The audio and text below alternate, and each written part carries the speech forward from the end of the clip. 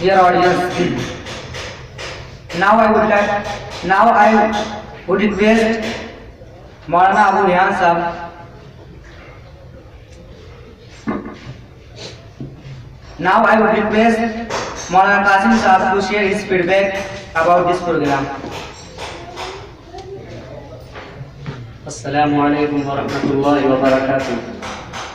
الحمد للہ رب العالمین والصلاة والسلام علی سید الانبیاء والمرسلین محمد وعلی آلہ واصحابہ اجمعین. اما بعد، وہ لوگ جنہوں نے خون دے کر اس چمن کو زینت بخشی ہے، وہ لوگ جنہوں نے خون دے کر اس چمن کو زینت بخشی ہے، دو چار سے دنیا واقف ہے، گمنام نہ جانے کتنے ہیں.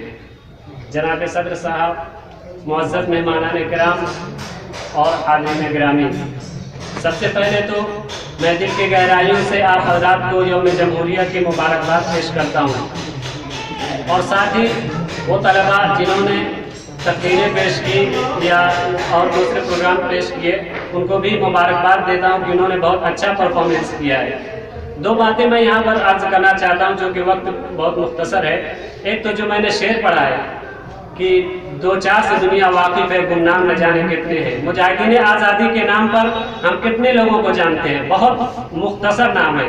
ابھی ہم اگر کسی بچے سے کہہ دیا جائے کہ مجاہدین آزادی کتنے تھے، کون کون تھے، تو دو چار کے علاوہ شاید ہی اور کوئی لوگوں کو بتا پائے. لیکن آپ کو پتا ہونا چاہیے کہ خود ہمارے مئو کے بھی بہت سارے نام ہیں جو مجاہدین آزادی میں شامل ہیں. تو ہم ضرورت اس بات کی ہے کہ ہم تاریخ کو پڑھیں، جو آزادی کی اصل تاریخ ہے اس کو پڑھیں، اور جو مجاہدین آزادی ہیں جنہوں نے اس وطن کی خاطر اپنی جانیں قربان کر دی، ان کے حوالے زندگی سے ہم واقفیت حاصل کریں. اور دوسری بات، انہوں نے مجاہدین آزادی نے جس لیے اپنی جانیں قربان کی ہیں، ان کا اصل خواب کیا تھا؟ کیا ان کے خوابوں کا ہندوستان بن چکا ہے یا نہیں؟ اگر نہیں بنا ہے تو پھر اس میں کیا کمیاں ہیں؟ ان کا کیا خواب تھا؟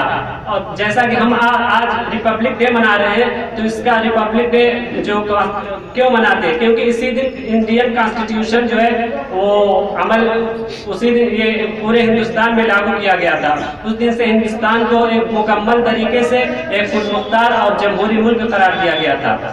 اس کا مطلب کیا ہے کہ ہر ایک انسان کو تعلیم کی سہولت ہونی چاہیے، وہ جو اعلیٰ تعلیم حاصل کرنا چاہے کر سکتا ہے. کوئی بھی انسان ہندوستان میں پریشان نہیں ہونا چاہیے. لیکن کیا یہ ان کا خواب پورا ہو رہا ہے؟ اگر نہیں تو پھر اس کو پورا کون کرے گا؟ یہ خود ہماری ذمہ داری ہے کہ ہم ان کے خوابوں کو پورا کرنے کے لیے دل و جان سے کوشش کریں.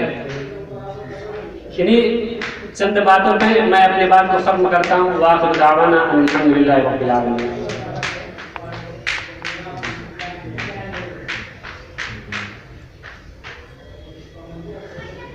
آخر میں پھر ایک بار اپنے تمام مہمانان کرام کا شکریہ ادا کرنا چاہوں گا، ساتھ ہی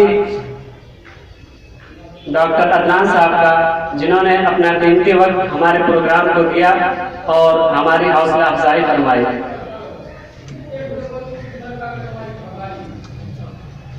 اب میں بڑے ہی ادب و احترام کے ساتھ